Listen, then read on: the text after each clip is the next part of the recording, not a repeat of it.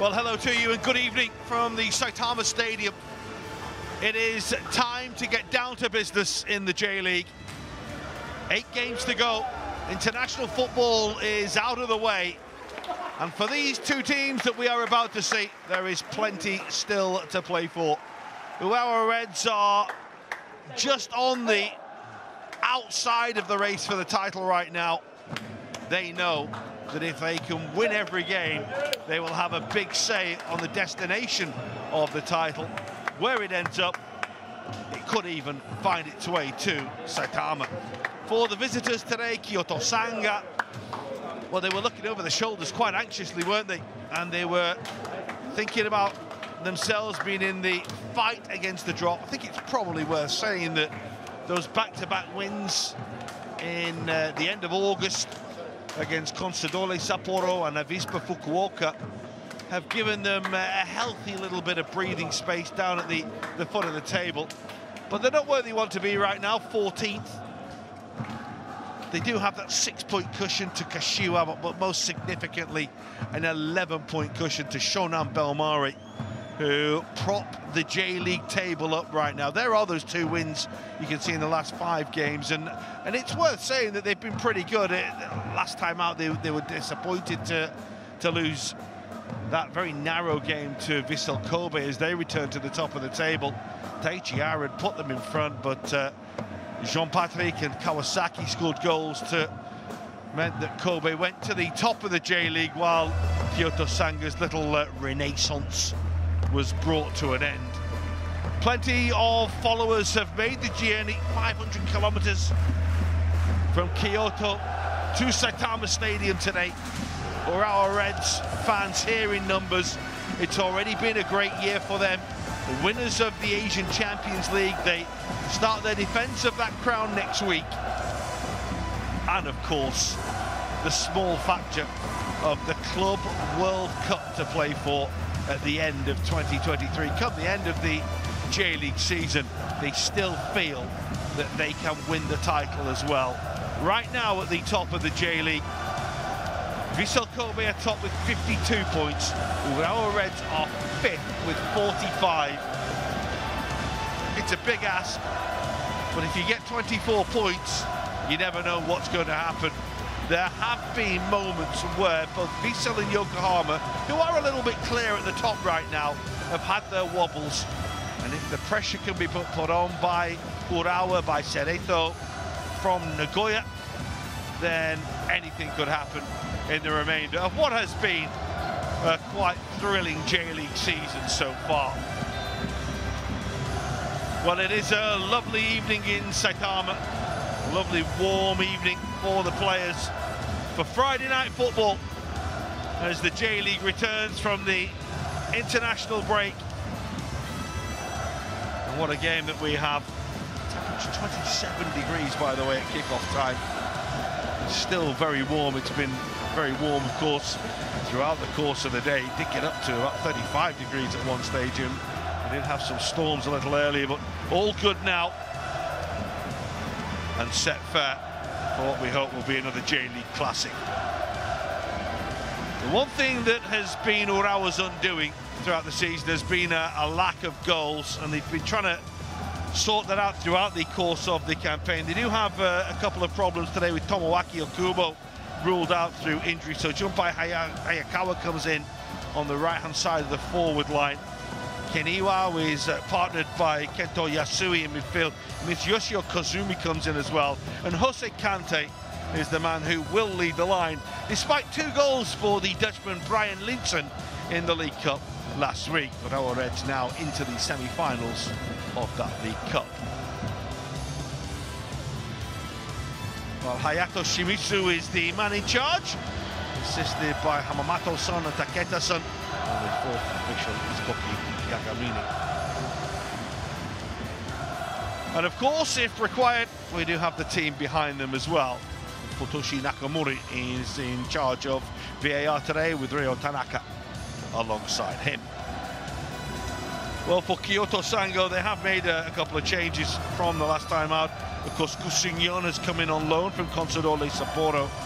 And whilst they have made good acquisitions, they have made a couple of changes. Itachi Tawia is back from suspension today, while Ryogo Yamasaki is the big return in the forward line.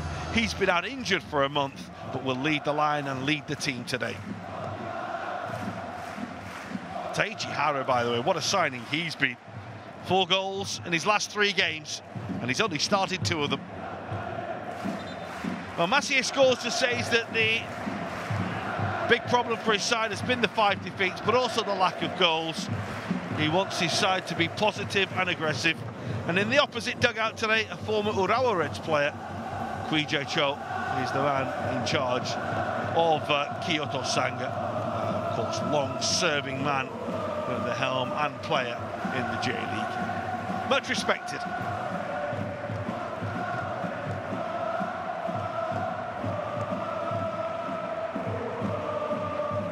Well, a lovely warm evening. Hot in the Saitama Stadium, and the pressure is heating up in the race for the J-League title. It's Urawa Reds against Kyoto Sanga on Friday Night Football. And we are underway in the Saitama Stadium. The home side desperate for a victory to keep alive their outside hopes of the title.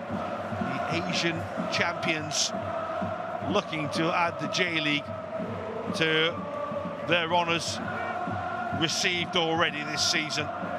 For Kyoto Sanga, they just need to make sure that they keep picking up points, that there are no aberrations between now and the end of the season, and they won't be facing the drop. Of course, this is their 2nd season back in the top flight after 11 years away. There's Sakai. First opportunity for Urawa to move downfield, of course, in their home colours today, the red shirts and the black arms. Change colours, of course, for Kyoto Sanga. Hiroki Sakai will take the throw himself and knock it back to Alexander Schultz, who is very much in the reckoning for the Player of the Year in Japan this year. Outstanding signing he's been since coming in from Danish football and FC Midtjylland. Not just his leadership at the back, but also the set-piece goals that he adds as well. Faultless from the penalty spot, once again, Alexander Schultz.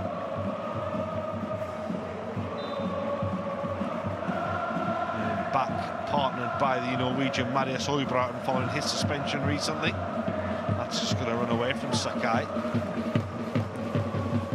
Another opportunity today to have a look at Junpei Hayakawa, 17-year-old who's been brought in last few weeks. We mentioned the injury to Tomoaki Okubo, ruled out today.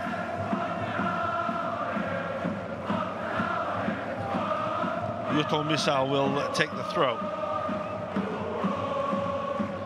A nice little layoff which will come to Takeda. And that's a foul by Sakai. A little bit too physical, just got wrong side, and you could see the arm and the physical contact. Free kick for the visitors. They scored very, very early last time out in the J-League against Vissel Kobe. They were in front after 4 minutes. Looking to get in front even earlier today. Good opportunity, this. Plenty weight for the delivery, which comes now. The goalkeeper is coming, and Nishikawa meets it beautifully. Gets the ball away. Yachida with the delivery. The goalkeeper got a good look at it. And still, the pressure is not averted for Urawa.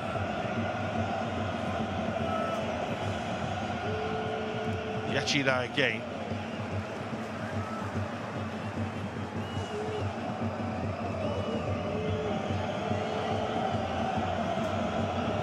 Noticeable the fact that Yashida is put on set pieces. Remember, he's only making his 3rd J-League start today.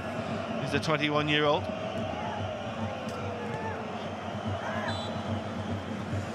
It's just drifted out of play. The throw will actually go the way of the visitors as well.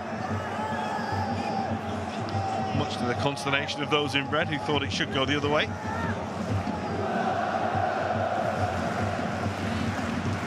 2 years as a player he had in Urawa in the 90s. A lot of football for them. The coach of Kyoto. He's seen them plenty of times as a coach as well.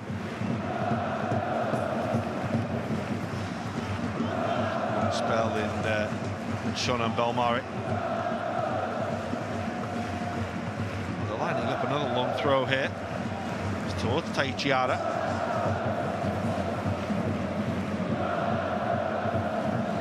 Nicely done by Tauya. Hara will make the chase. It's away by Maria Soibran. Another one who's come in and done so well. He'd been so good in Norwegian football and in Europe for them as well, for Bodo Glimt. Good recruitment brought into the J-League, where he has really excelled. Soibran away again.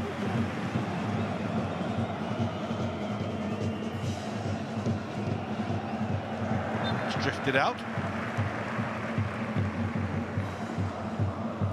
Mentioned the lack of goals for the home side. It has been their Achilles heel throughout the course of this 2023 J-League season. A simple look at the table shows the problems that they have had in front of goal. Scored only 31. And went down the table. You only got a Vispa in the top half who have scored less than really only those down at the foot of the table. Even Shonan Belmari, the bottom team, have scored more. It's certainly something that Massi Scorsa has tried to work with, and he's said that his team will really push today. But of course, when you don't score many, you can't concede many. And they do have the tightest defence in the J-League. Very little gets past Høybråten or Alexander Schultz. It'd be unfair to not mention Sakai and Takuya Agiwara, or Akimoto, of course, who plays a lot of football there as well.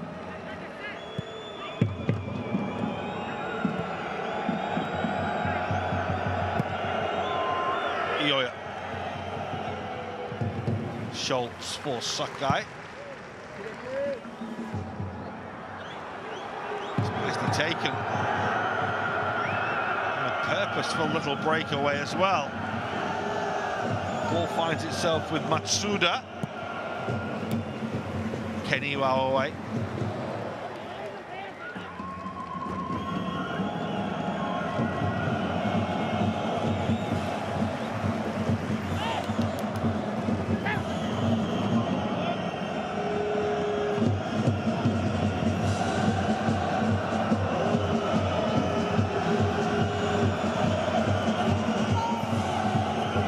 Nicely done.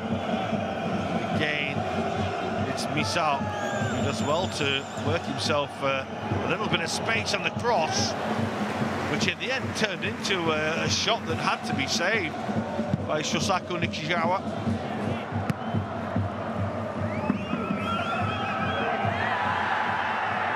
Hayakawa goes down and received an arm. The referee will stop the game. Takeda it was who was just looking to keep out the 17-year-old. No intent with it, was there?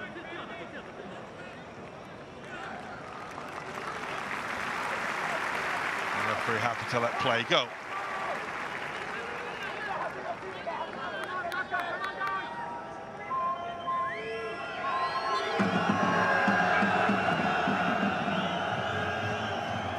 Jose Kante. Nicely brought away by Kaito Yasui. Seen him play a little more advanced, of course, at times this season. Settling in alongside Niwao today. Atsuki Ito is on the bench, who, of course, you would probably normally expect to start. He's had quite the week. Oh, that's given away. Kyoto Yasui was there to deal with it though and prevent any major mishaps.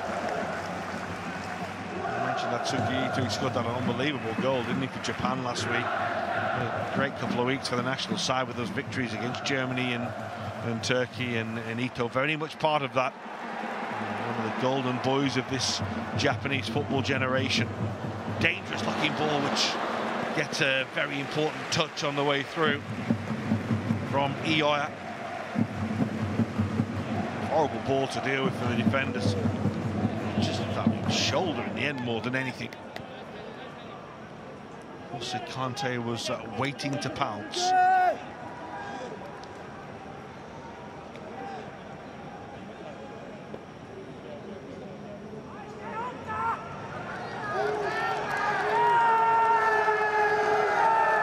Well, Højbråten and Schultz have both made their way inside the penalty area here. Keniwa will come and take, as is always the case for Urawa set pieces.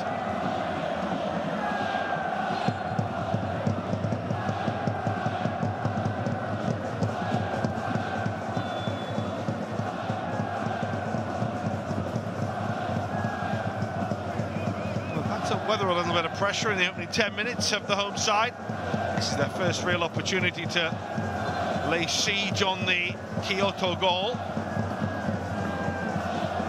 He's still a little unhappy with a little bit of jostling that's taking place inside the penalty area. A lengthy delay before we have the corner. Sakai gives the instructions. A little readjustment from those inside the box. Keniwa gets the all clear, and here comes the corner. Come all the way through, where Yachida can bring it away. And he has support as well. What a thumping, thunderous challenge, but a really, really good one from Ogiwara. Put everything on the line here, both players did, to their credit. It's a good challenge to stop Fukuda making any progress.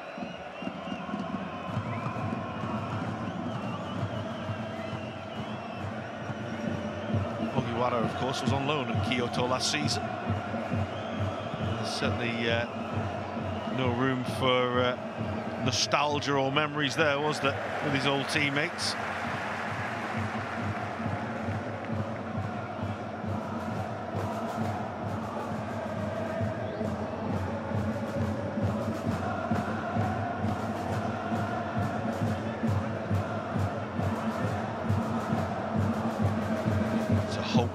Forward more than anything.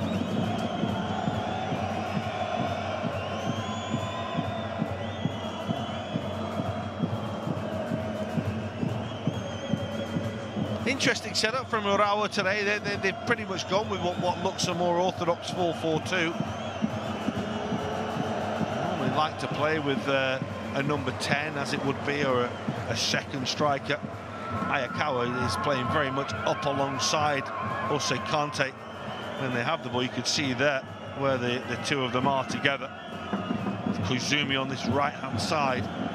Just a little bit of a rethink and a little bit of a reset from Maciej Skorsa.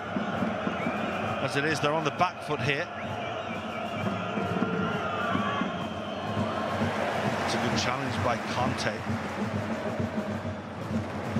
And this is Schultz.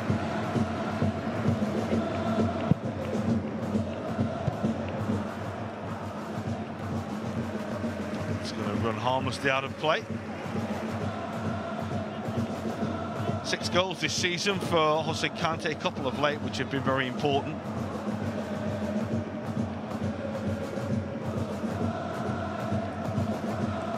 He's asked his players to really contribute now on the running. Everyone has to play their part.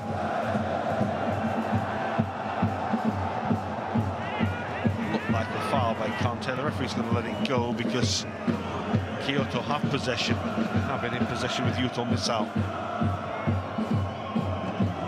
This is Hisashi Apiatawa. Misao. will find its way through towards Yamasaki. Just didn't quite have the legs for him to be able to maintain his progression.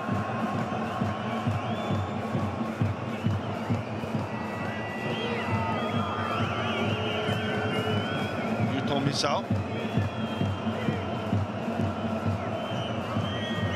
That's nicely done. Flag has stayed down for Yamasaki here, and it's cleared by Oibraten.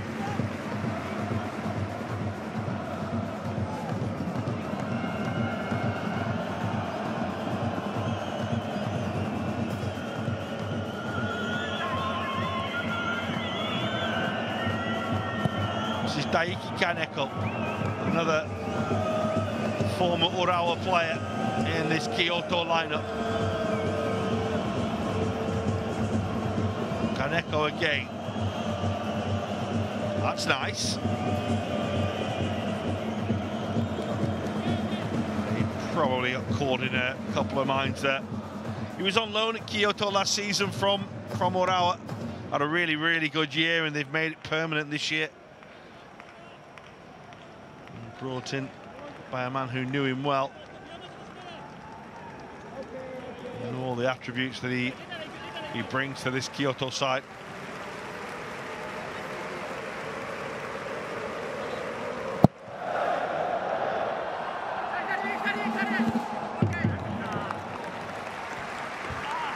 Good leap by Misao.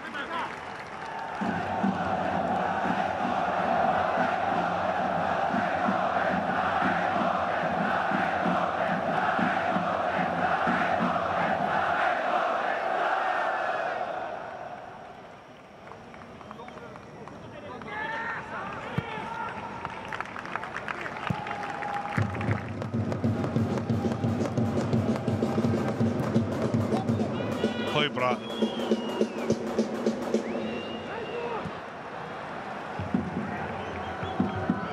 Taiwa. Yeah, they're making nice ground. Yamasaki on that far side. Yashida.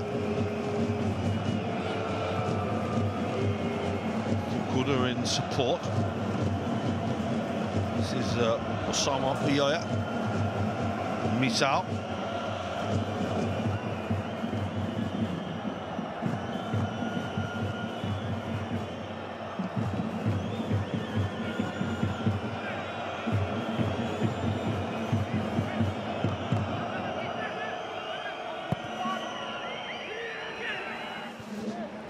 Nicely done by Oibraten, and then by Schultz.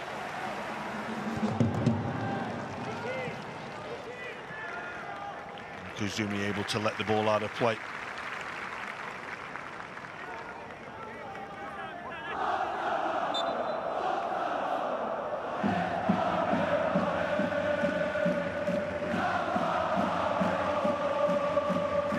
It's been a good opening to the game.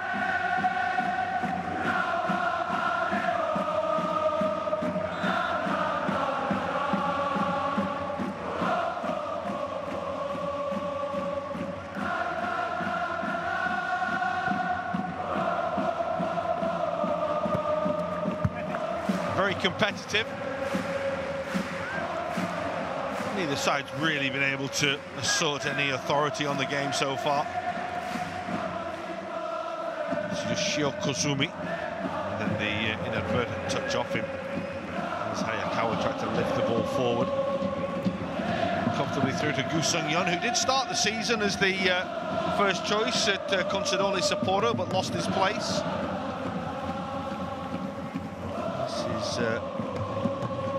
Third start in the colours of Kyoto Sanga in that loan spell. Giving that away, Yuto Misao. And this is Sakai. That's a good first touch. Second one isn't bad. Sekine. The defender does enough to get in the way as Sekine tried to guide it towards Jose Kante.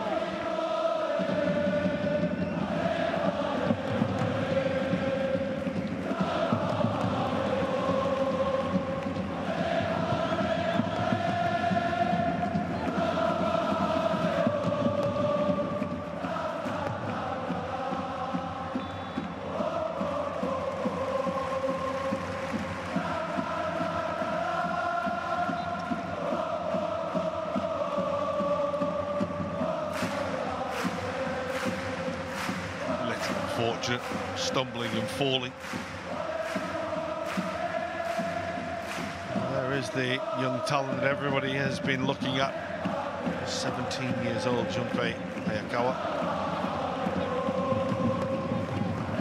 A long journey ahead of him. It started very promisingly. Hayakawa is over this free kick. Kenny Wow is there as well. It's taken by Hayakawa. And they are round the back, and the defender just about does enough.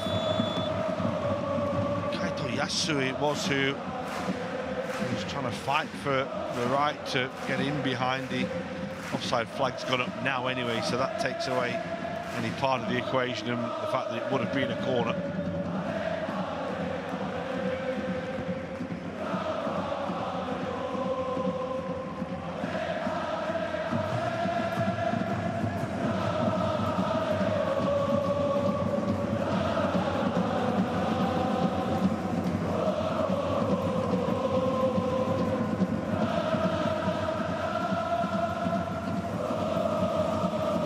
Minutes have elapsed. Goalkeeper will come, the flag's up anyway, which prevents any concern for Urawa. Hara was ahead of the last man.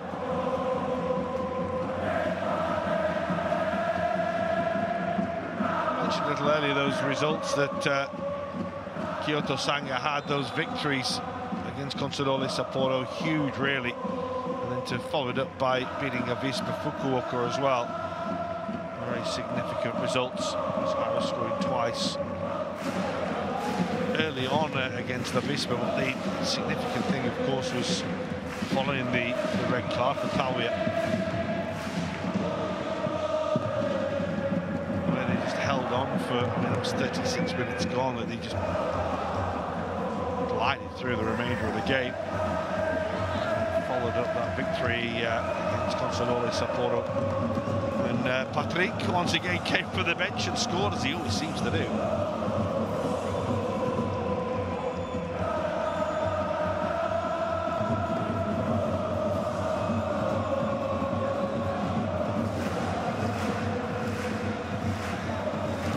That's on by Yamasaki. Wara in the way. Tawiya. Nice take. Managed to find its way through to Taichiara.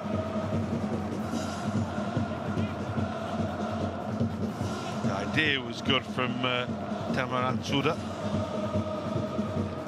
It was so tight, wasn't it? The turn and the pass to make something happen there.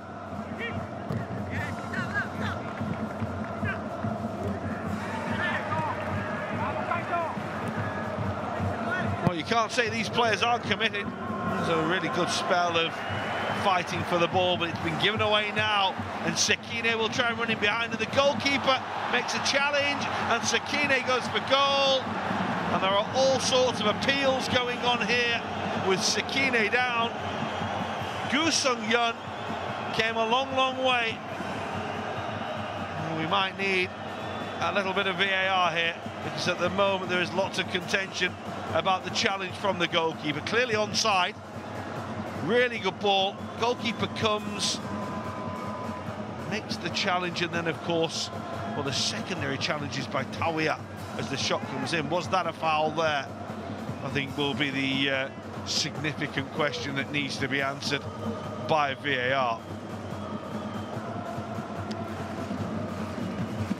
That angle doesn't do the goalkeeper many favours, let's be honest.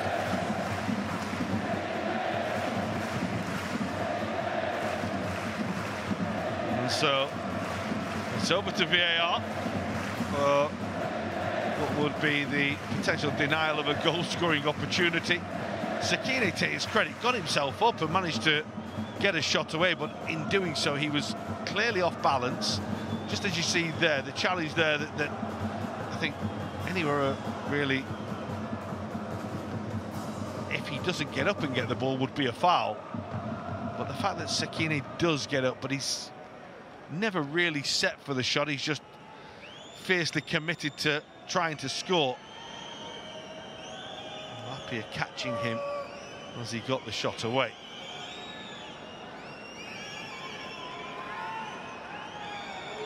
Well, his heart will have been in his mouth there, the South Korean goalkeeper. Sekine is going to pick himself up off the floor.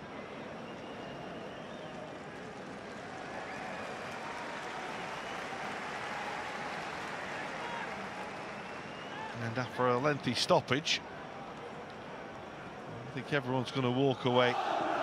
Sekine is actually struggling somewhat to suggest that he might not be able to continue.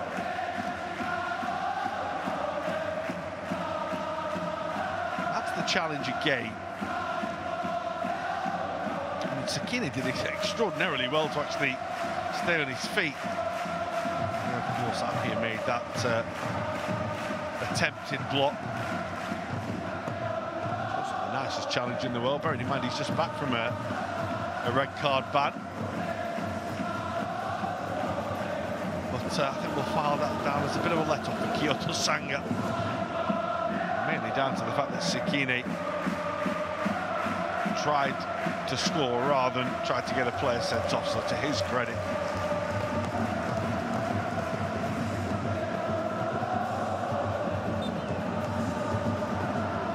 It's a foul against Ayakawa.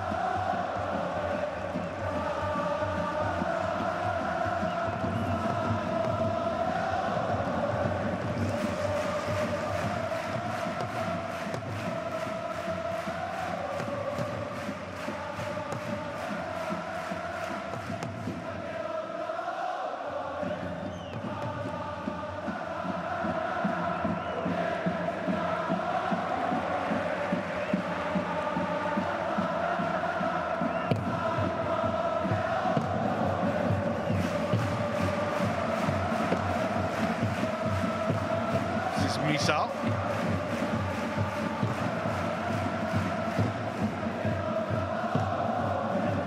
Kaneko.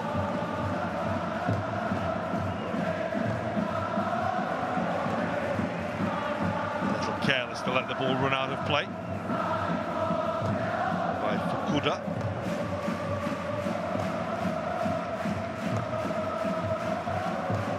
Sekine. It's a lovely piece of skill to move the ball and to release the striker that was hit eventually by Ayakawa.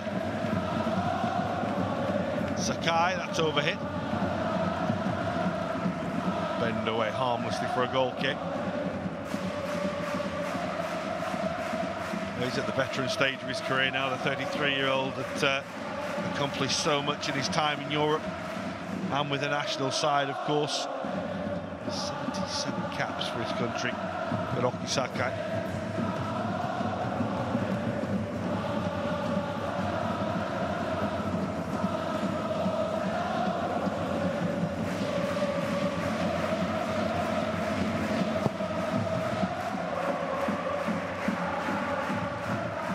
Schultz with the header. Yuto Misao. He made a mess of that, didn't miss out.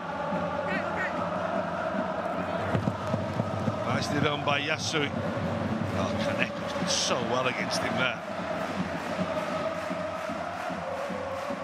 A little bit of afters between the two as well.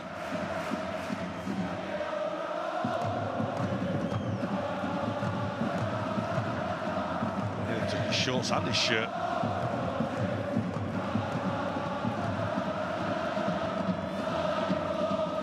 Teammates.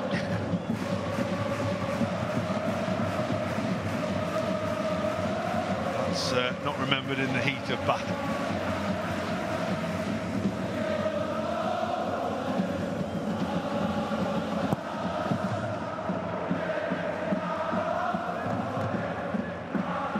Hara wins that in the air, goes for the return. Koizumi does really well to get back and see the danger. It's been a little scruffy at times, this game. Very, very intense.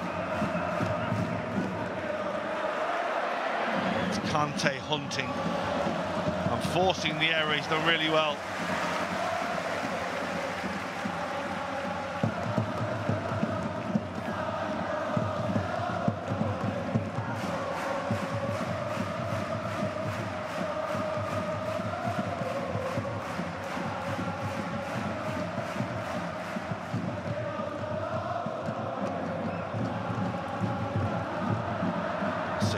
a little unfortunate. It was well read by the defender. And he's straight back there to step in and win the ball, get it away. Fukuda has a problem here.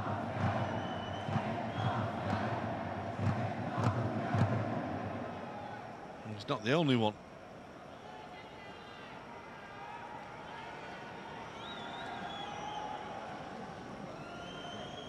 Keniwa was caught by Fukuda's foot.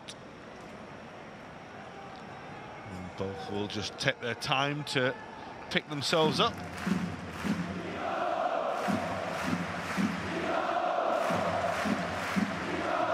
Another of those players that a late bloomer that has come on so much this season in the colours of Kyoto Sanga. Keniwa was okay, so we thought he would be. It was just a little kick on the shin. Sore initially, but will calm down. Leave a nice mark tomorrow. It's Marius Høybråten who does well.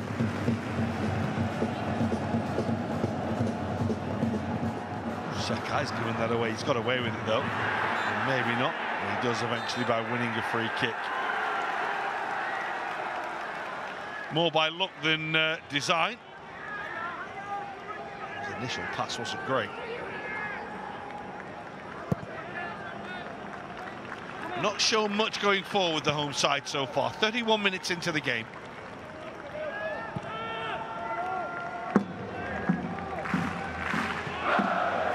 Champions of Asia looking to keep alive their, well, albeit faint hopes of winning the J-League. 7 points behind, 8 games to go. It's a lot of work to do. It's a lot of points to catch up, but Marinos and Vissel have both had their blips this season. And that may open the door for the chasing pack. 52 and 50 the top two. Of course, 46 and 45 the chasing pack.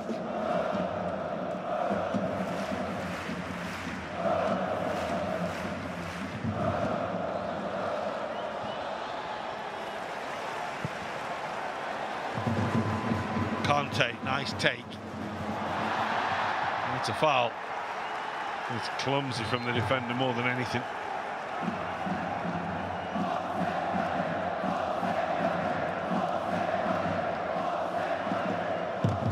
Lovely first touch, that, isn't it? Appreciated by all inside the Saitama Stadium. Another agricultural looking challenge, wasn't it?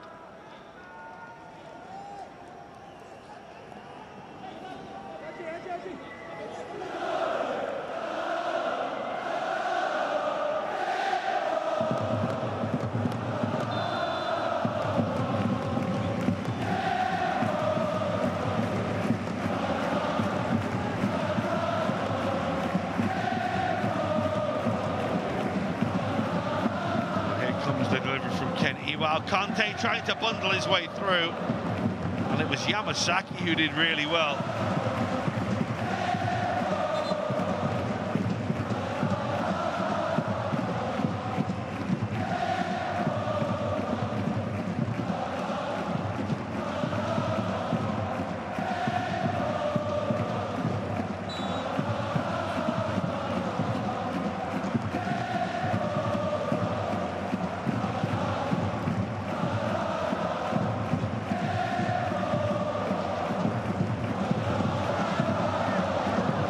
Work an opening, but again the defender well on top. Nicely done by Shinosuke Fukuda. Always in charge of that situation.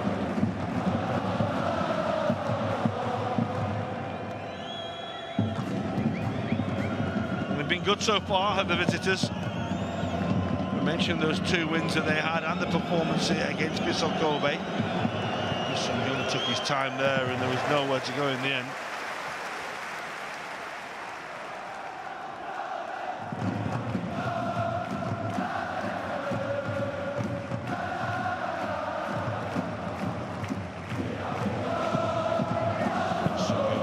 Puts his foot through it.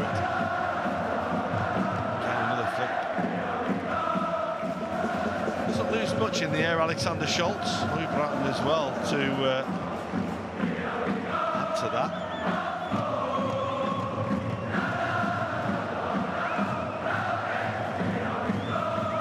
Takeda moves the ball on to Matsuda, and his Fukura just maybe had a little bit of adrenaline coursing through him after that long run. But the delivery, and I mean, you can see the ground he's made from fullback. He's done ever so well. He just needed to keep his calm, find the quality. Couldn't do so. And he doesn't need telling.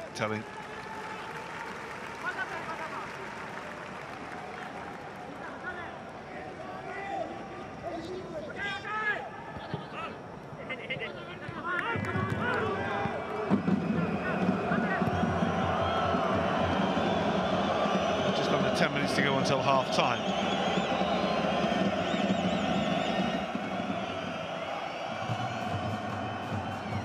Up goes O'Brien.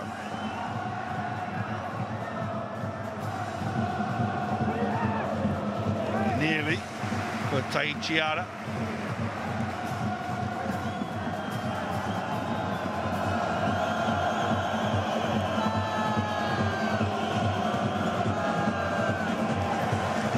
By Kyoto Yasudai.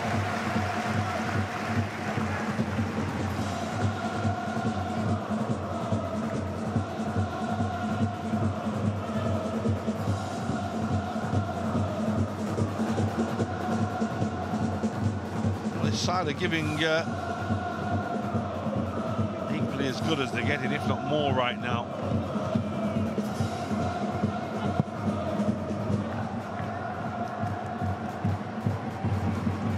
Kozumi. Oh, it's nicely weighted, but Sekine conceded the foul.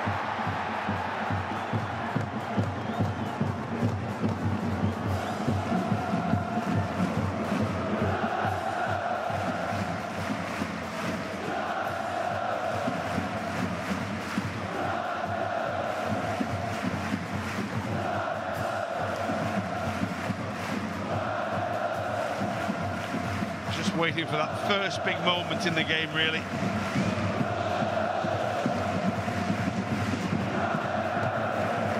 Sun Yun almost provided when he went on his rather wild dash from his goal. That is a foul on the defender. Bratton feeling that.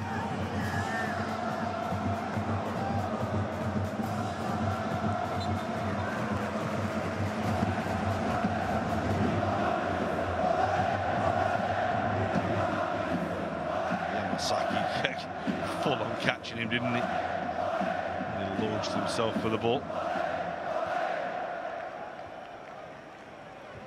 Nicely done by Ioya.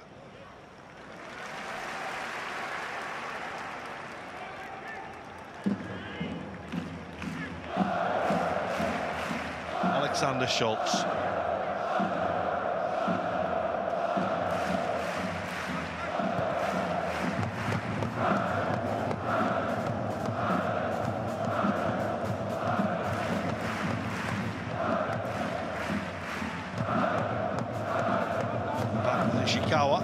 The goalkeeper has been overly exerted.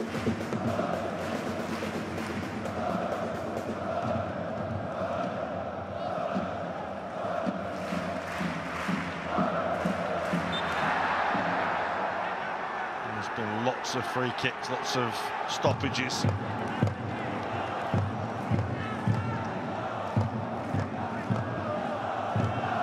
Game's not really managed to flow the way that they would like.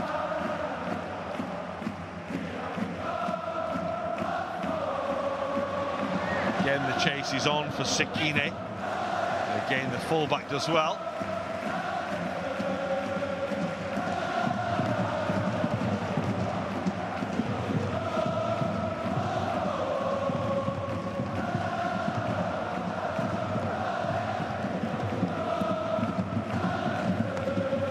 Sakai, Yasui, Kozumi, was coming back from an offside position.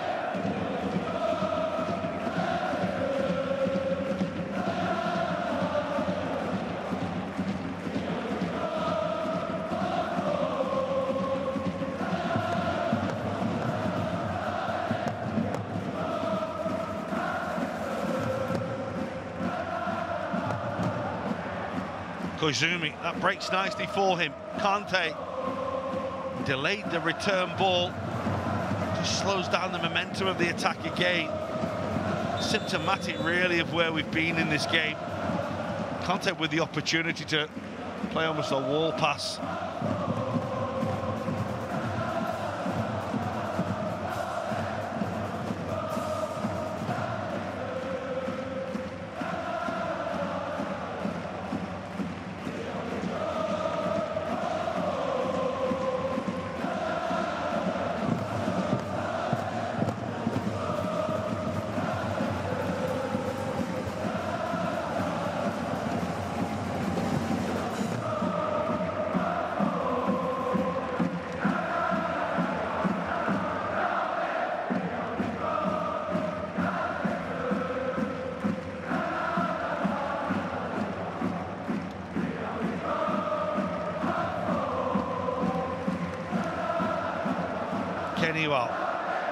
This is Schultz. This back doesn't find its intended target, but there's a player finder in red, and that's a ball. Well, the delivery across goal was perfect from Ogiwara. It's just no one was there. Bit of a waste in the end. Koizumi.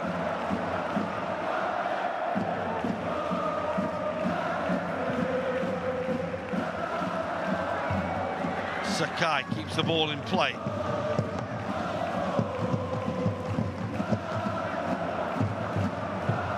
This is Kaito Yasui.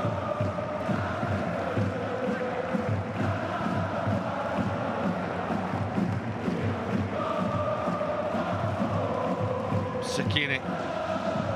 Koizumi.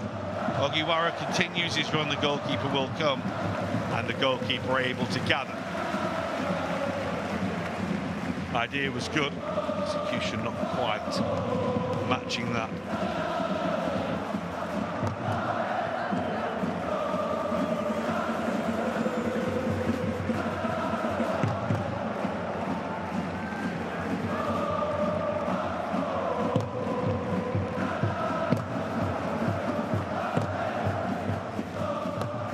This is Ioya. Daiki Teneko. Osama Ioya again.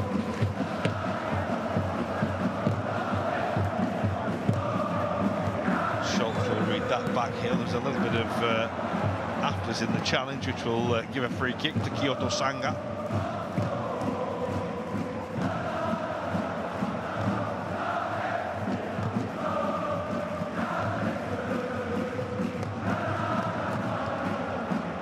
The ball, wasn't it?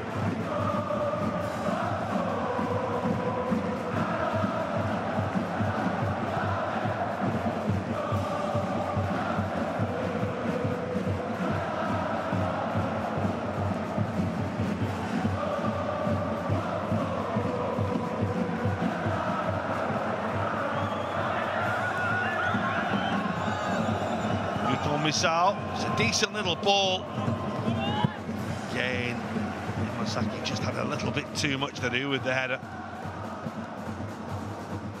You always favour him and Ara in there. Two big forwards, but he's having to run away from goal, isn't he, to find his header there.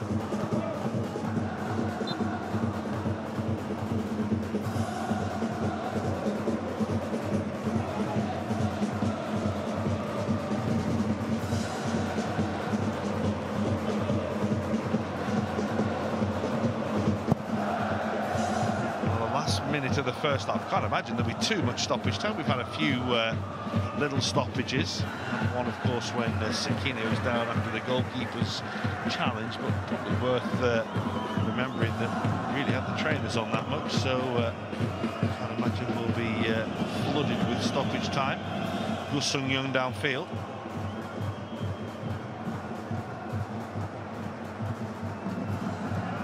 Teichiara. Lost out on Oibrat and all clear. Now Conte. First touch to try and take it away from the defender, who makes a really good challenge.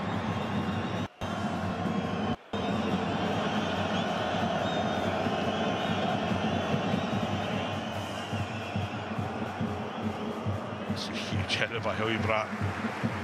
Again, managing to get up above big Teichiara. His addition to the side, those 4 goals that he scored since returning to Japan. Of course, he was technically an Alaves player. He'd been on loan at Sint-Truiden in Belgium, a Japanese-owned club.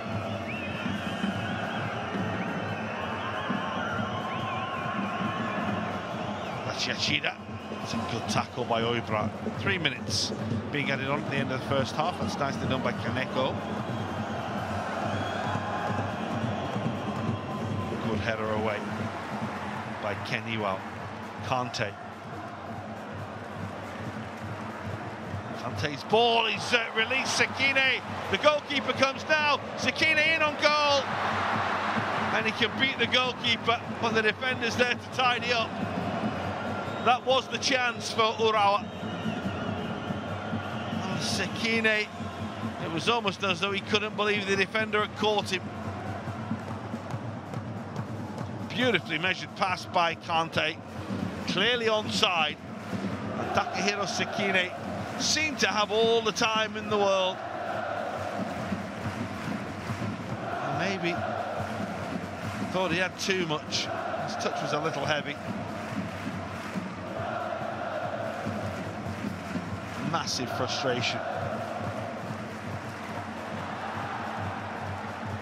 Here they come again. No way through for Hayakawa.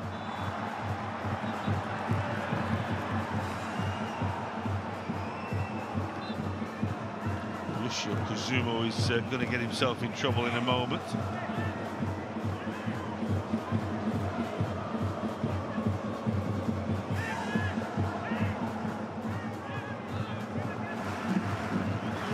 He's not exactly endearing himself to his former team, is he? He's Kaneko at the moment. He's been involved in several little running conversations, shall we say, and even little disputes.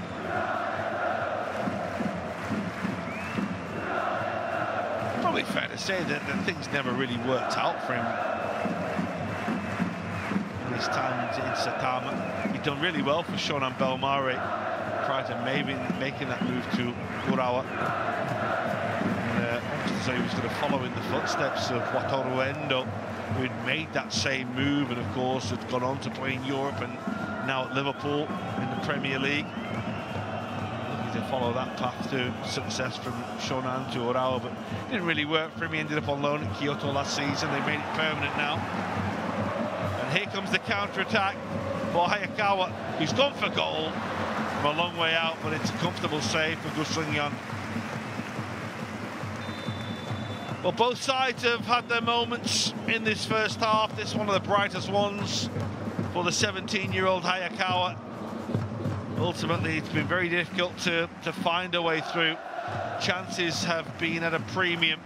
Kyoto have enjoyed the better of the possession. Probably Territorial had the better of it as well. But they've not really been able to trouble Nishikawa in the Urawa goal. And we've not seen too much from the home side going forward. They are the lowest scorers in the top half of the table, and that has been evidenced really by what we've seen so far. Kyoto have dealt with them pretty comfortably as an attacking threat at the other end.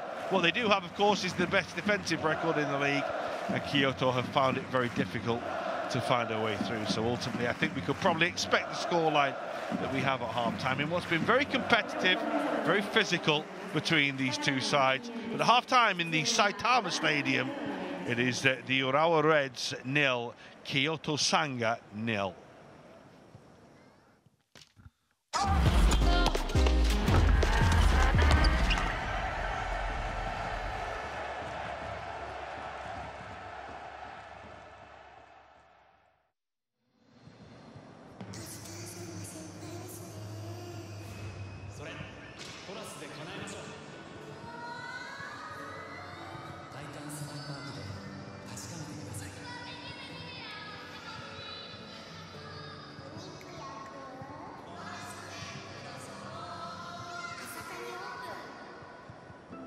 三菱重工。ねえ次はどこ行こっか。たまには塩巡りとかさ。食べ歩きとか。行きたい。でもやっぱりカカーボンニュートラルに行きましょう。地球のために。そう、未来のために。テクノロジーで CO2 を減らす、出さない、集めて使う。カーボンニュートラルに行きましょう。すこぶるカーボンニュートラル三菱重工。直接スカウト来るのはあの会社か。こんなポジションでこんなにスカウトが来るなんてすごいな三菱。すごいな三菱。登録するだけで驚きのスカウトが。ハイクラス転職はどこでも行こうデリカミリ。どんどん行こうデリカミリ。三菱デリカデリバルもらえる。私たちの仕事は未来を照らす仕事だ。事業に世界をつなぐ仕事だ。可能性を見つけ育て喜びを分かち合う仕事だ。世界を知り世界から学ぶ仕事だ。ビジネスの力で未来を良い方向へ変えていく。世界の一人のために三菱商事。渡辺選手の試合を見ながら飲むのは最高なんですよ。めちゃくちゃ嬉しいです。ありがとうございます。みんないいし何度もみんなが飲むんだよね。飲んで払える。今日本当にうまいものを飲もう。本気に。こんにちは。エネクロです。ガス機器の点検に参りました。よろしくね。ガスメーターよし、湯加減よし、火力よし、味よし。エネクロはガスで快適な暮らしをお届けする堀川産業のエネルギーブランドです。元気よし。声が似てるかも。堀川産業のエネ正解はファミリー引っ越しセンターだ。お客様のニーズに合わせたお得なプランを用意。引っ越しの時間短縮や梱包資材の低価格、リピートのお客様にはさらにお安く。引っ越しならファミリー引っ越しセンターへ。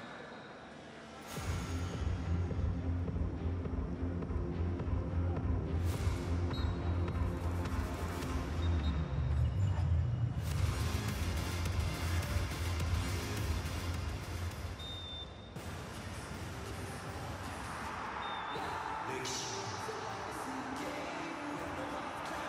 ライバル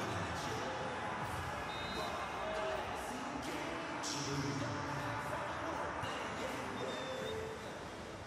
挑み続ける。 J リーグ全試合配信中。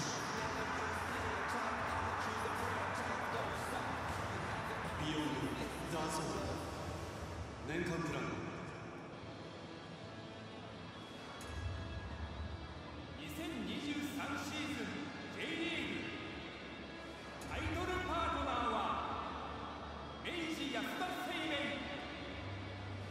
オフィシャルブロードキャスティングパートナーはラゾーン。トップパートナーはアイネム。ルートインホテルズ、イオン、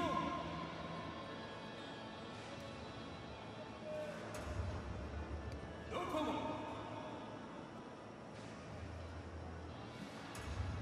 コナミデジタルエンターテインメント、イチゴ、オフィシャルエクイプメントパートナーはアディダスジャパン、モルテン。スポーツ振興パートナーはスポーツくじ。オフィシャルチケッティングパートナーはリア。オフィシャル EC プラットフォームパートナーは楽天グループ。オフィシャルテクノロジーパートナー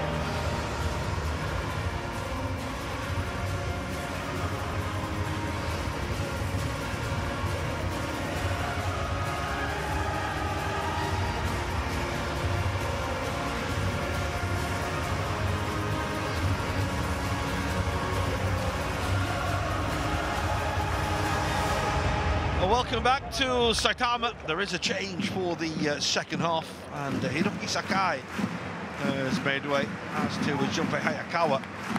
Takehiro Akimoto and Atsuki Ito are both onto the field. Akimoto will come on and play at fullback. Ito, of course, in the middle of that midfield, and offers so much, of course. We saw that wonderful goal that he scored just the other day for his nation, for Japan. And now I think we only expected to see him for maybe half the game, given that he's been away on international duty. That wonderful goal that he scored, the opening goal as well, against Turkey in that friendly just 3 days ago. What a moment it was for an outstanding young footballer. His first international goal in just his second cap. Now back into the action in the J-League. The new golden boy of Japanese football. 30-meter strike into the top corner. It will be a different look now to the way they are set up for this second half. Certainly Kyoto Sanga will be happy with the way they've gone about their performance so far and their game so far. It's worth pointing out they've never won here in the Saitama Stadium. Only ever beaten Urawa twice. It's in the history of all the games between them. Of course, they did go 11 years without a game. They didn't play each other at all between 2010 and 2021. While, of course, Kyoto were out of the top flight. Akimoto's upset already.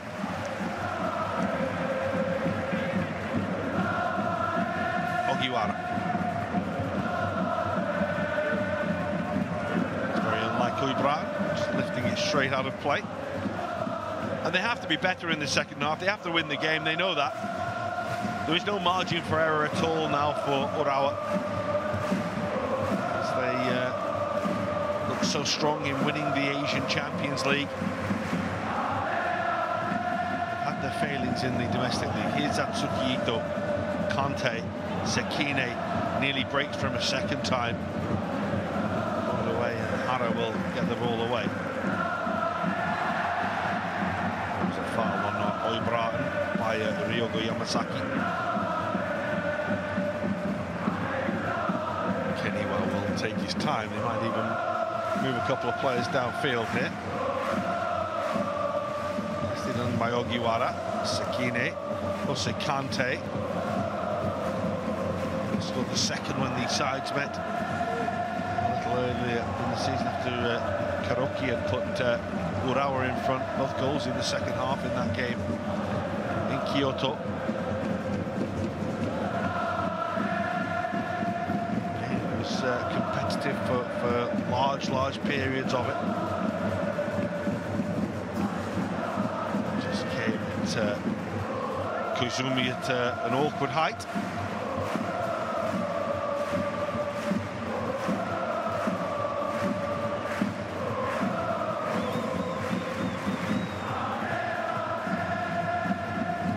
What you have to say is that Osamu Yohei and Hisashi Tawe have had very little problem dealing with Urawa. Like was looking for Aichihara again. That's Jose Kante. Now Ito sets the ball off now, but the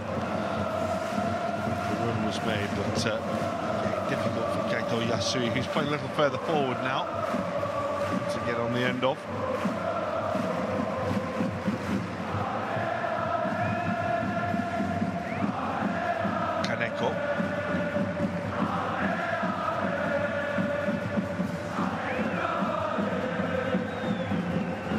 Remembering that the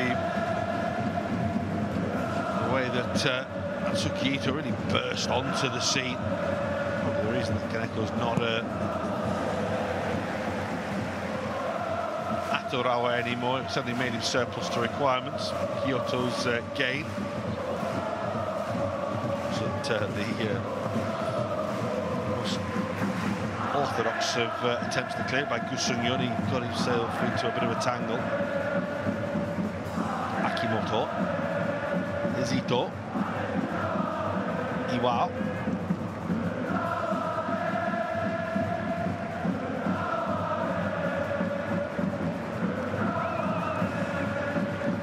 Be a goal kick. Well, it will be a case of staying composed, keeping his feet on the ground for Atsuki Ito. He's received a lot of rave reviews this week in Japan and outside Japan as well for his performance against Turkey, and he's just gone into that national team full of such outstanding talent. Of course, such a wonderful time for the Japanese national side. The performance, the victory against Germany was one to behold, really. They're just freshening things up a little, and the result against Turkey doesn't really give credit to how good Japan were on the day. Here's Ogiwara. Too high for Sekine. Takimoto, and again it's overhit.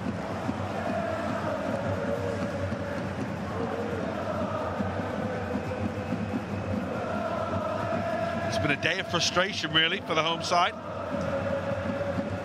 The side who are a little further into the year of what remains.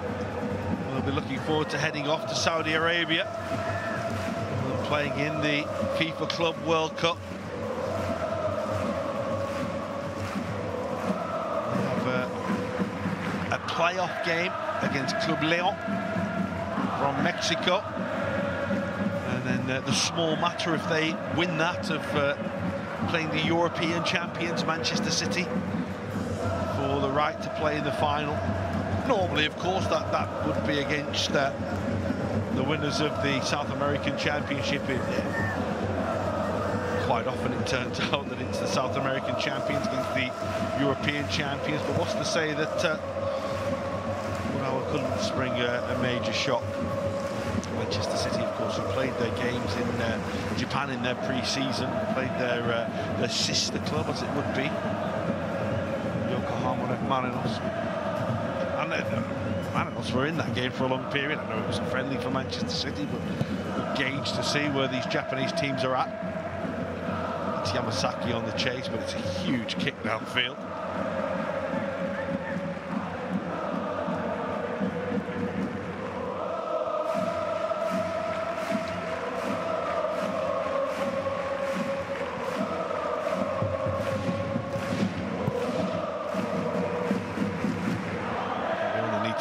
A little earlier in the season, the way that Urawa managed to qualify and win the Asian Champions League. That victory against Al Hilal, the Carrillo own goal, after that crucial goal that was scored for them after El Dawasari put Al Hilal in front. But Shinzo Kuroki, the veteran, one of the biggest goals he's ever scored, really, particularly for Urawa. What a great career he's had. And now, of course, they start their defence of it, as we say, next week. They take on Wuhan 3 Towns. Yasui is just feeling the after effects of that challenge. But this is Takahiro Sekine. Ogiwara. Maria Soibara. This is Alexander Schultz. That's nice. This is Akimoto.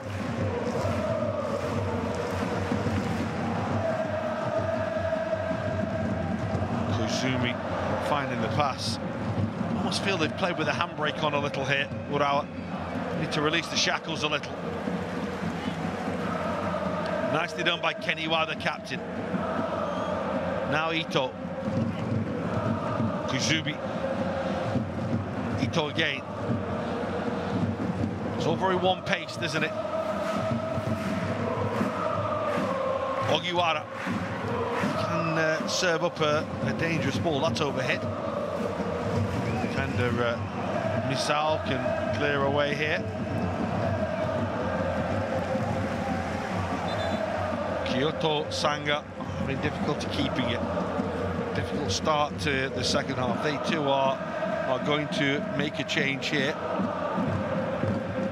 And Teppei Yashida, the 21-year-old on only his third start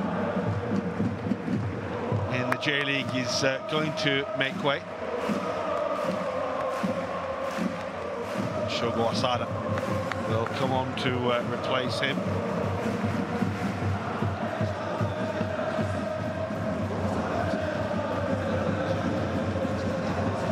Years ago, he was playing in the third division of Japanese football.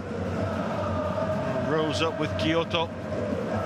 Played a big part last season. 31 starts for him last season, and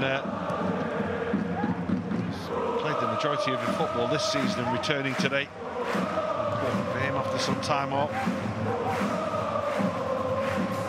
Just to see where he slots in now.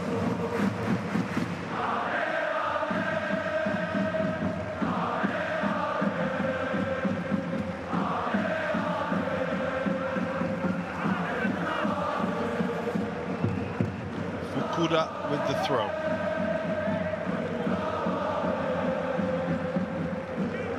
Takeda couldn't keep it. There was a foul. Koizumi.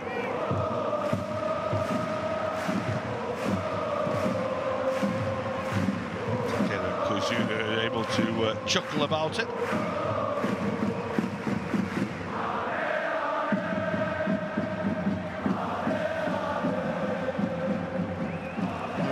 Substitution would change the setup for Kyoto. More on that in a moment, because this is Yamasaki.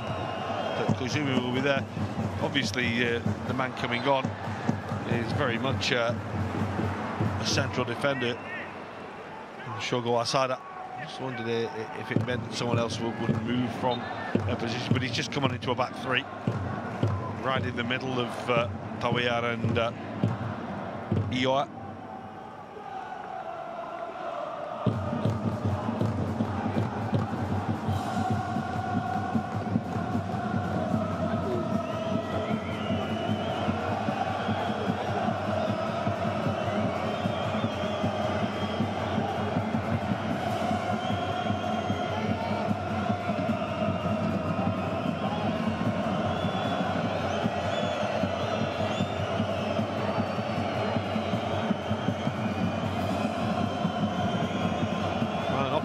For the visitors to maybe test Nishikawa. Not really been able to do so far in this game. Not much angle to deliver from, but it's Misao, and it's a good header by Høybråten. Will be a corner. Awkward one to deal with for the Norwegian. Dealt with it well.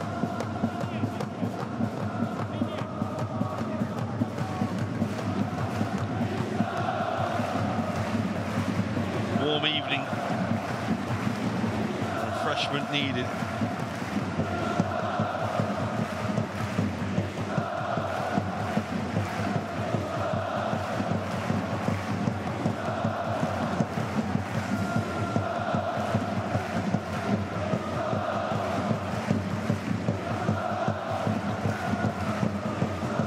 Well, can they make something happen from this corner?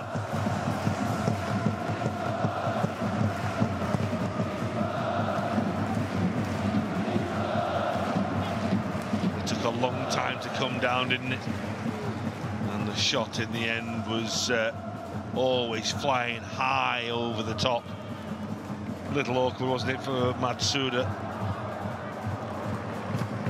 Defender got out to him quick enough. And Kaito Yasui. Akimoto. Schultz for Keniwa. He's the captain again. Høybråten will go back to his goalkeeper. He wants to get them moving downfield. They have broken the offside line a couple of times. Sakine played in by Kante, and then a little earlier before they, of course, broke the lines brilliantly and was rather abruptly brought to a stop by the goalkeeper. Still managed to get a shot away, though, which is why no further action was taken. That's a good win by Ogiwara, who's really unfortunate not to keep the ball in play.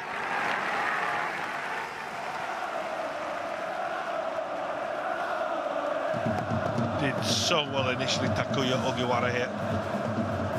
And one of those agonising moments where he just felt the ball running away over that line. Frustration for him. On a frustrating night so far.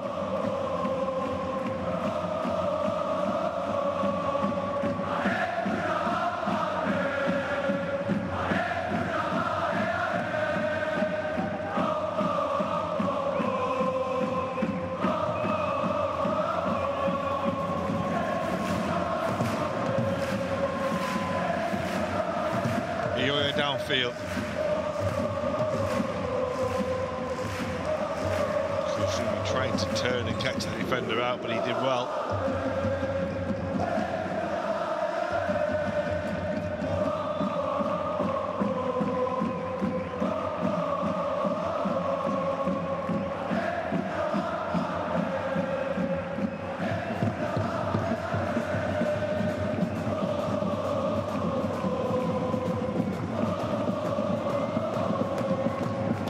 Takes his time, uses all of it to find a good little pass. And Atsuki Ito's on the charge here. He's got 4 up alongside him in support. This is Yasui.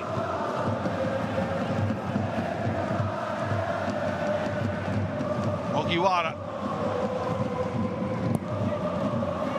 Well at the near post. It'll come back to Kaito Yasui. Towards Kante, who pulls it down brilliantly. Goalkeeper makes a really important save, and there's Kante again, but can't manage to wrap his foot around the ball to turn it and squeeze it home. First sight of goal for Jose Kante, and very nearly came up big for the Reds.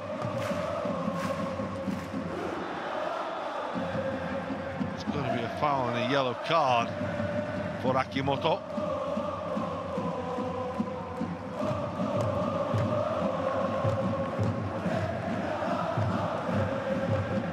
Right over the top of Matsuda.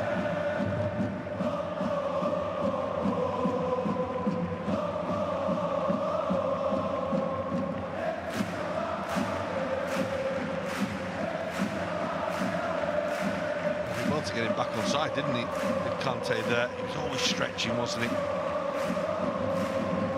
And Iyoya had a bit of an air kick, didn't he? Cost his side a goal after they'd made the initial save. Got to stay on his feet there, could easily have been a penalty. Actually had Asada made contact.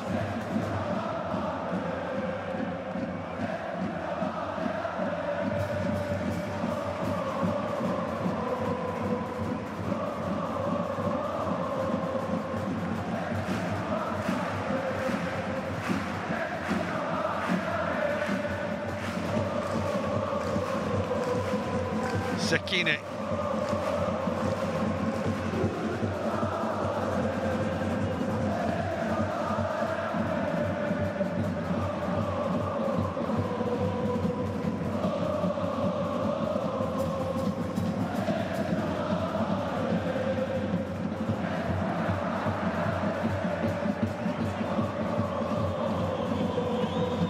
Very nearly breaks again. It's a really good challenge by Alexander Schultz.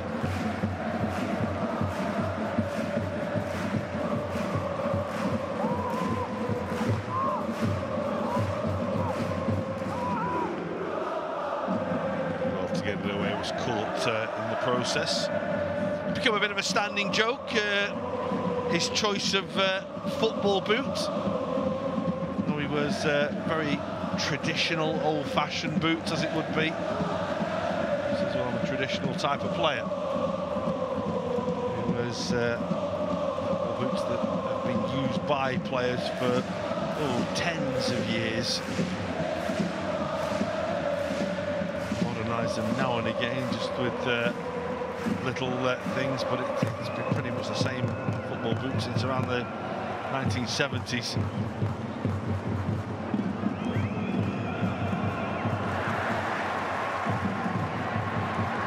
Well, still where there are, of course, the very new modern ones, the slip-on ones, the ones with different types of soles, and what you certainly get is all the colours you can get. And materials, none of that for Alexander Schultz. There he is with the header.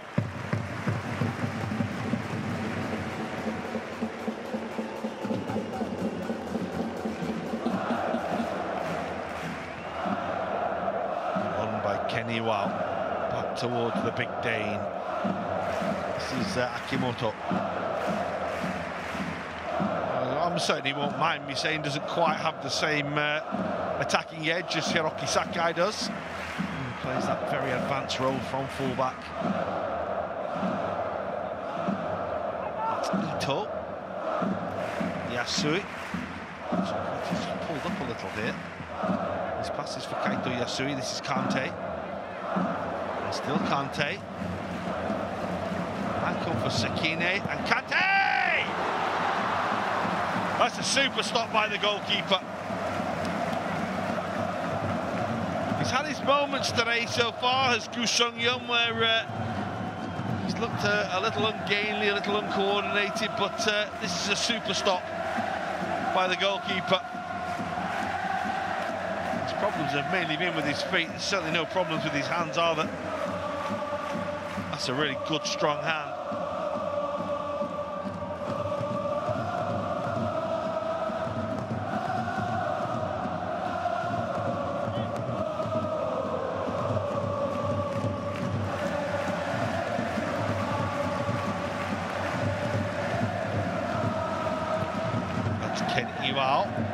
It's just a bit too big for Roy Braat.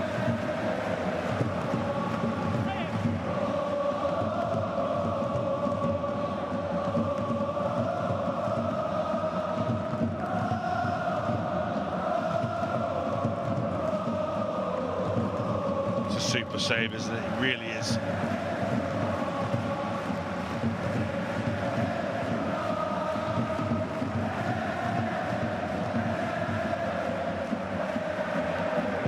Change coming now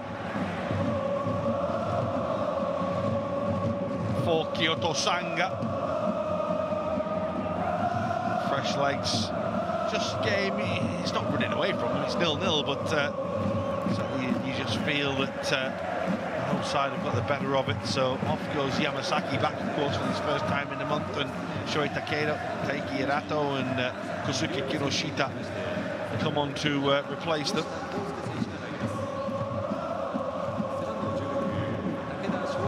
As well for the home side, who are chasing the victory.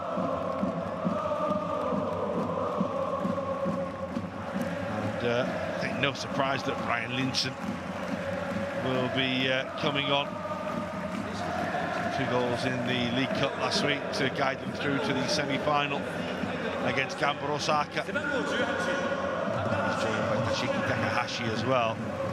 Sekine and Yasui made away.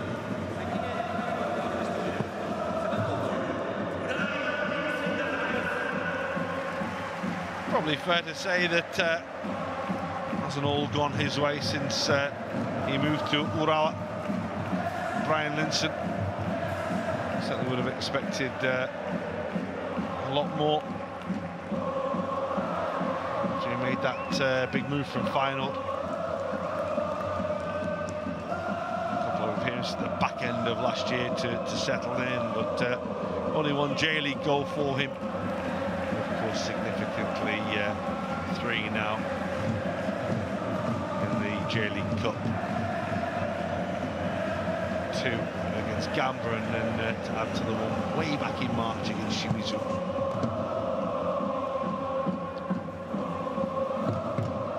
It's going to run all the way through. Out of play. Well, we're into the final quarter of the game. Will it be the Flying Dutchman? Will it be that man who has come trumps for them so often of late? Or say Kante. big man from Guinea.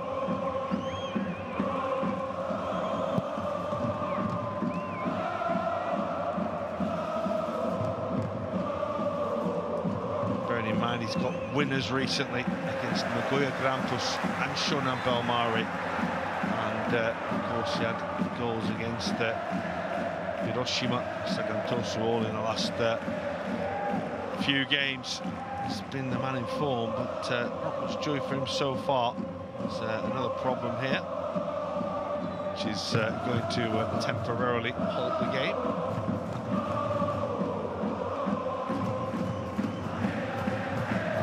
That changed, of course, now with the visitors. So it doesn't look as though he's going to be able to continue.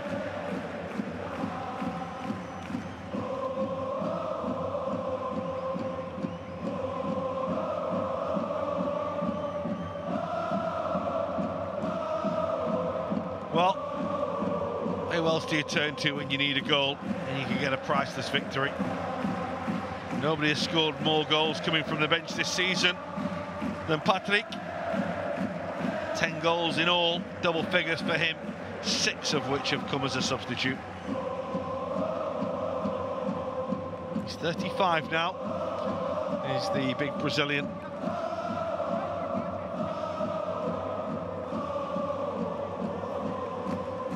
Bit of a legend, of course, around these parts. He's done the tour of Japan, hasn't he? But it all started with Kawasaki Frontal 10 years ago. Went for Kofu, Gambaro Osaka, of course, where he had a really good spell, didn't he? Sanfrecce, Gambaro Osaka, and now, of course, a Kyoto Sanga player. He just scores goals wherever he may be. It's a foul on Takuya Agiwara.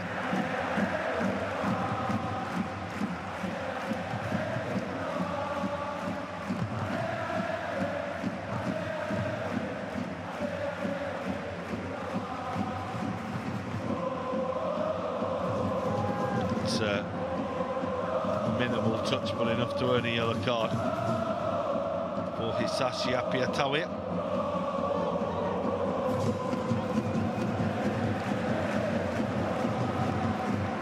Here comes the change.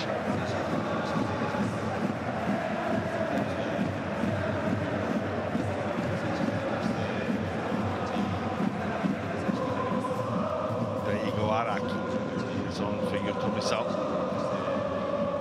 Matsura has made way for Patrick. Very much the main man.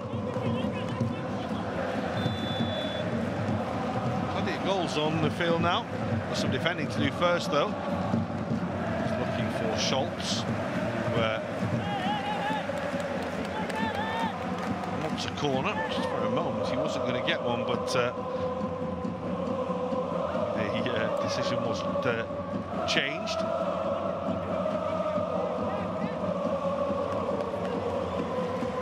Kenny Wow will take the corner. Chances, or golden chances, have been few and far between on this steaming night in Saitama. Iwao's corner, a really, really good header to get the ball away by Asada. Ito, Iwao, Kante. Atsuki Ito again. Jose Kante's cross. It's a good clearance again by Asada, and then the header by Asada is Kante. Got a size 15 through it.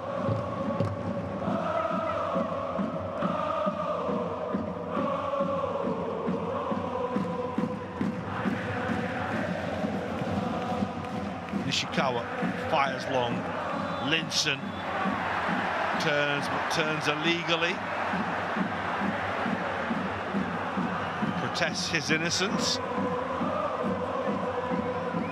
referee not having any of it.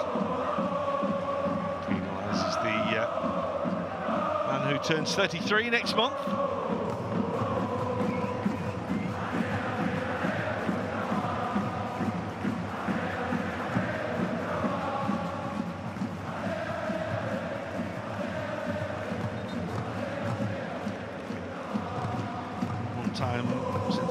debut back in 2008 for Fortuna Sittard.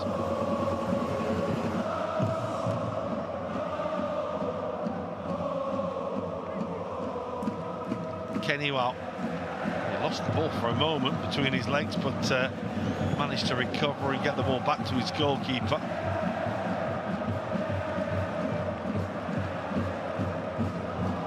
That's nicely worked. Looking for Taichiara. Yeah, it's one thing winning one challenge, but getting through this Urawa defence and getting to Nishikawa is another. So good at scramble cover defence. Best defensive record in the league.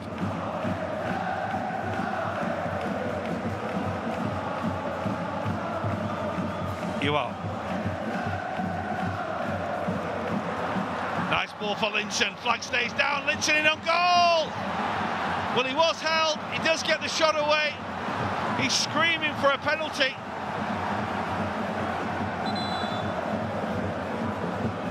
And now the referee blows the whistle. And he's getting involved by talking to the players and trying to work out exactly what comes next.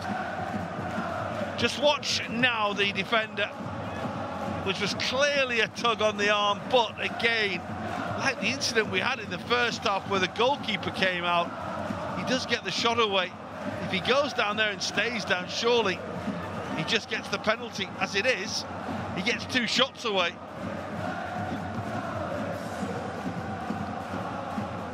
Well, it could be deja vu from the first half, this. Massier scores and thinks it should be a penalty.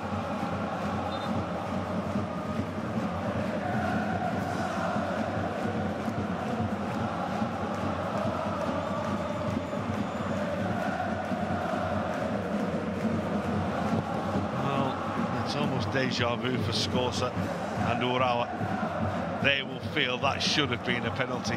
That said, Linson again almost pays the price for staying on his feet and trying to score, much like Takahiro Sekine did in the first half. Hizito, lovely ball at Linson.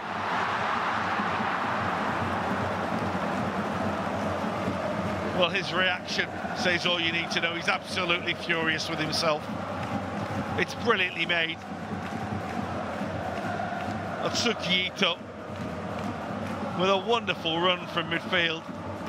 The pullback is perfect. And Linson,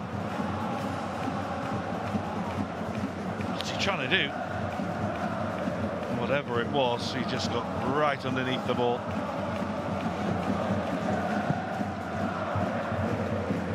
Two big moments for the Dutchman.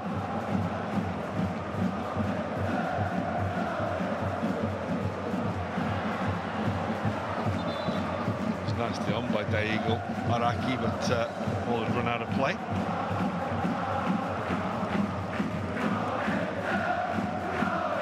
Well, it could be a big push now for Urawa from now on in. Can't afford to let points slip.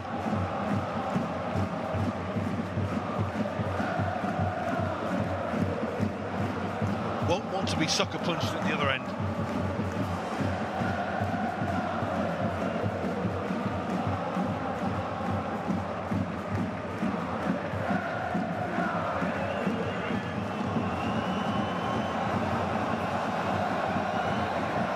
Sun Young downfield. He kicks it that far, he kicks it straight through to the goalkeeper out of play more often than not. Just need to have a day off the weights, his legs. Nishikawa downfield.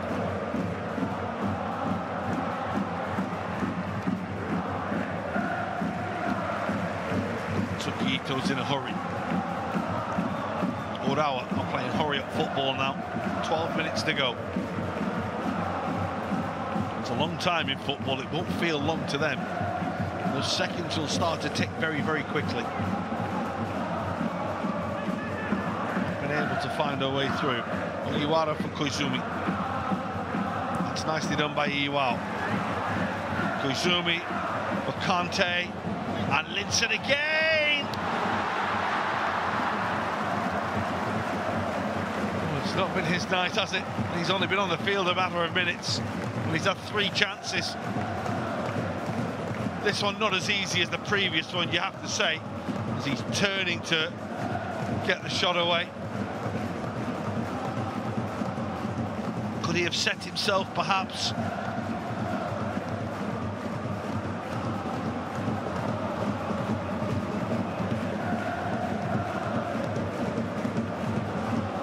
He's still coming at them. Will he get his moment? Bratton's header.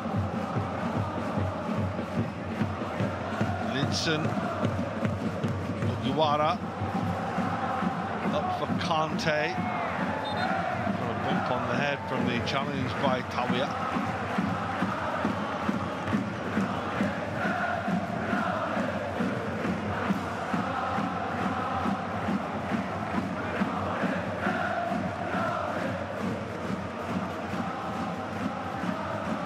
Brush of the back of the head.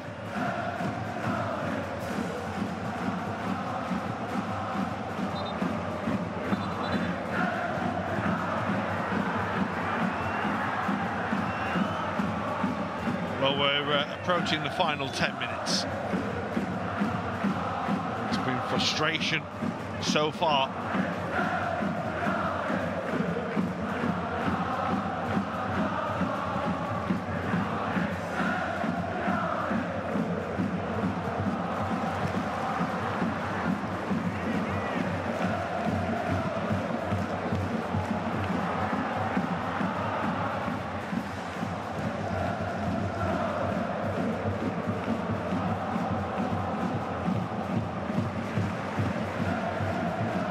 Taken down by Kinoshita, couldn't keep it.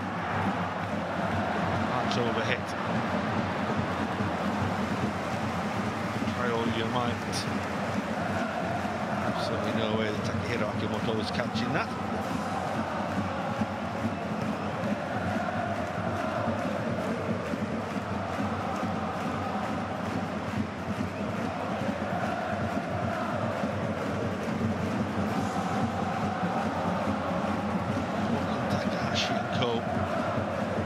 Find in the time that remains.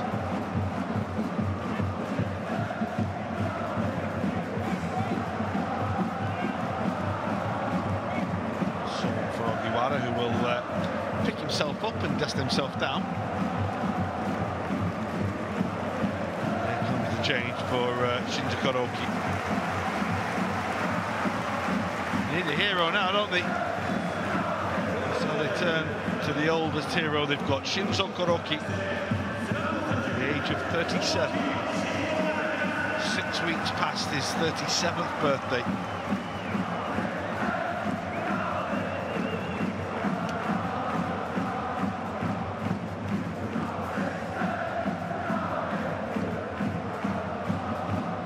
It's nicely taken down and moved on.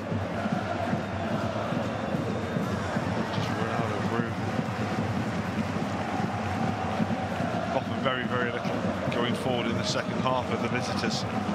It's been mainly Urawa trying to score and then trying to stop them.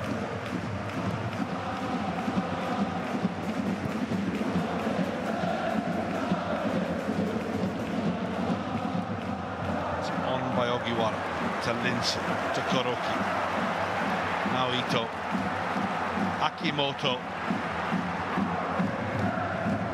That's a lovely ball, and Linson.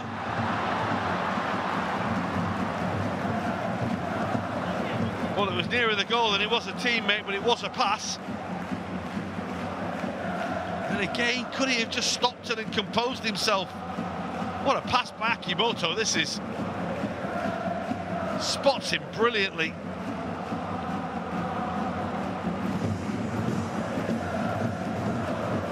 He gets it all wrong.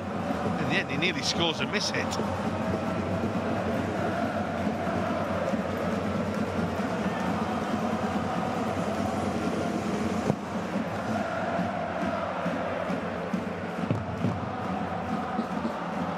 Schultz.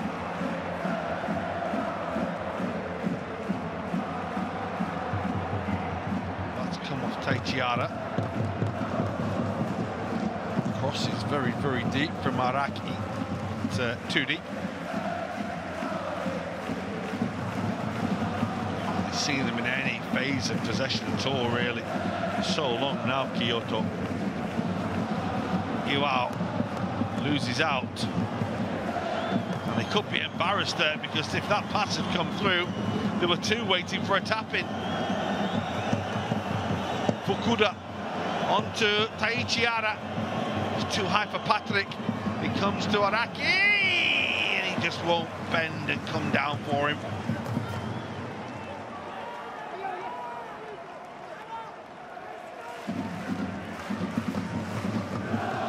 Speculative from there. One a little earlier. This was the pass that could have killed off Urawa. It's a really good block by Alexander Schultz, but it's the hardest ball in the world for Kaneka against his former team.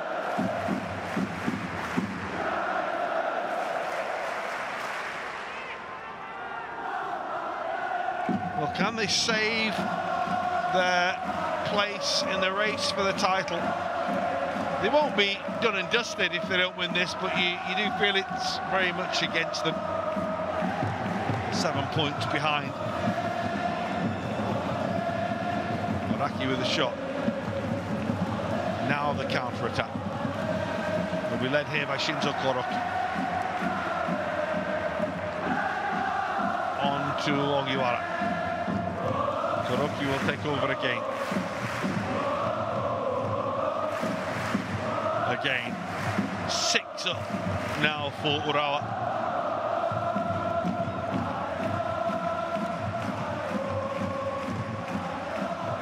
Iwao.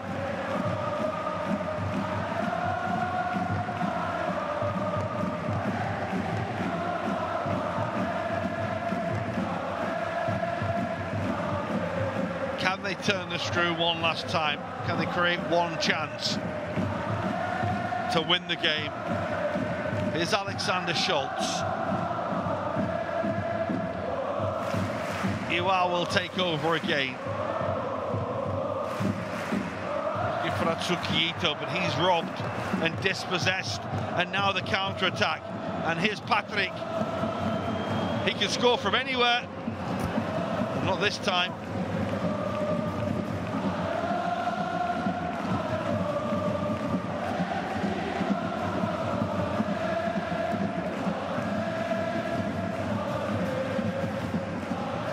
Else on, did he? It was well defended in the end.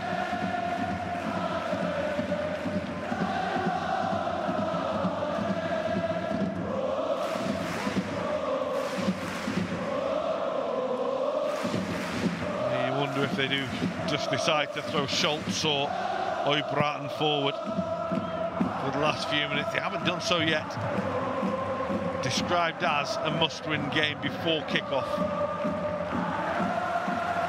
Got plenty of attacking players on. They've created plenty of chances in the second half, but they've not taken one. Here's Jose Kante. Now Ito.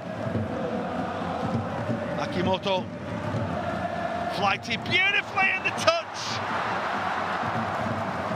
is over the top from Koroki. Difficult chance. It's always just out of his reach, and he manages to get there. Agonising, he couldn't control it on the half volley.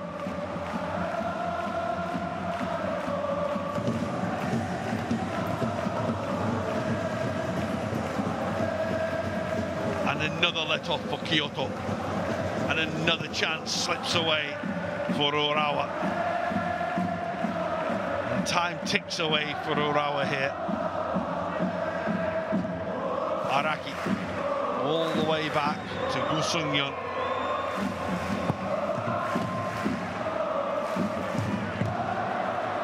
It's a foul by Mario Soibra is on Taichi Ara.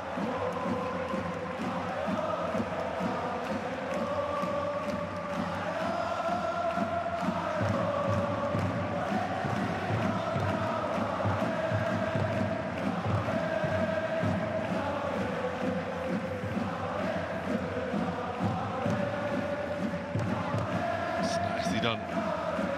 Nice turn as well.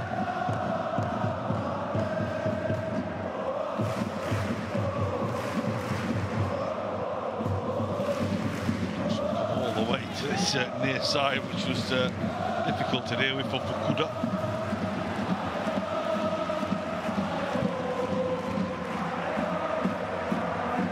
One minute plus what time remains. Jose Kante. Takahashi close by, skipped him out. Atsuki Ito. Keniwa. Game's very, very narrow. Width is offered here by Ogiwara. And by Shinto Koroki. Ogiwara will cross. Goalkeeper watching all the way through. Harmlessly runs away.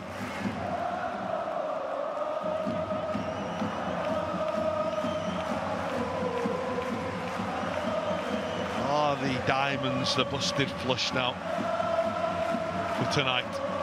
And are they a busted flush in the title race? Heading for another clean sheet. Defensive record intact. But the problem that's been the problem all season, scoring goal, remains to be the problem. Kante gonna go for goal, and it gets a deflection. The defender gets in the way. There's 4 minutes. 4 minutes to save their place in the title race.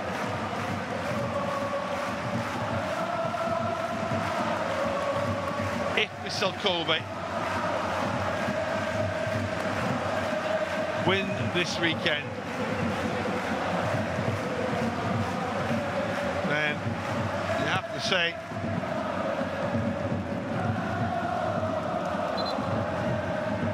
they will surely be out of the title race. Once again, the Yokohama F. Marinos are still trying their best to open it up. They were behind late on against Sagon Tosu. They equalised in stoppage time. Now we've got Urawa Reds trying to win it in stoppage time. Alexander Schultz in discussion with the referee. Is there anything left in the tank? Is there any more drama left? There is the corner, and the header is clawed away by the goalkeeper. Just made sure that wasn't going to creep in. So Bratton it was who came through a crowd of players and managed to almost came off the back of his head.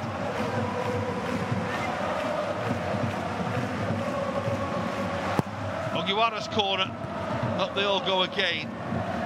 In comes Iwao, cleared away to safety. The ball is back with Ogiwara. The referee has just stopped the game momentarily.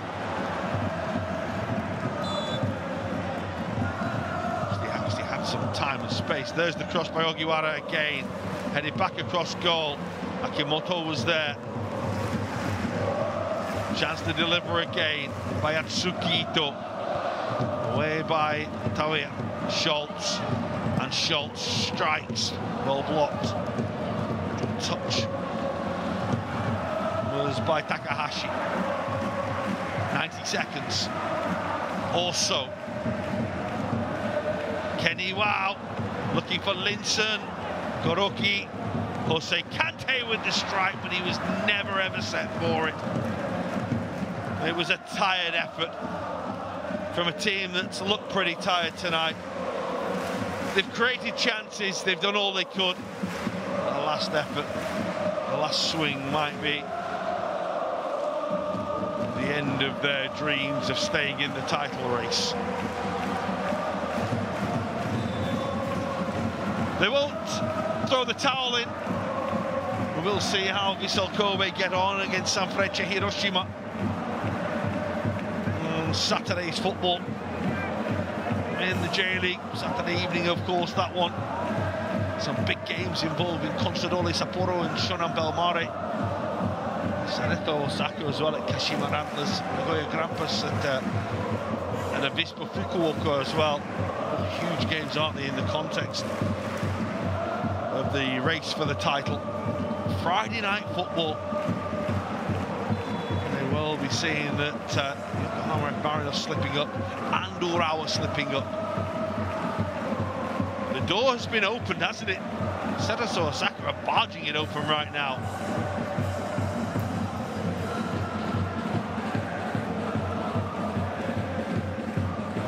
Kyoto Sanga, to their credit, they might just win it, you know. Patrick, with the last kick of the game, very nearly steals it. Wow, what drama that would have been. Almost the very last kick of the game. And Urawa, who have been frustrated throughout, Brian Linson, who had a hat-trick of chances that he couldn't take when he came on as a substitute. And then right at the end, how about this? Patrick, 10 goals this season. The man you want that chance to fall to. And he hits it straight at Nishikawa, who makes his first real save of the night, you have to say, to stop Kyoto Sanga picking up a huge away victory. But you can see the frustration, the consternation, the disappointment as well on the faces of the Urawa players, because they will feel this is a missed opportunity. Kyoto Sanga defended valiantly, and they were organised and they were well drilled, and they earn a point in a game that really Urawa Reds will see as a real blow to their title hopes. It finishes Urawa Reds, Kyoto Sanga 0.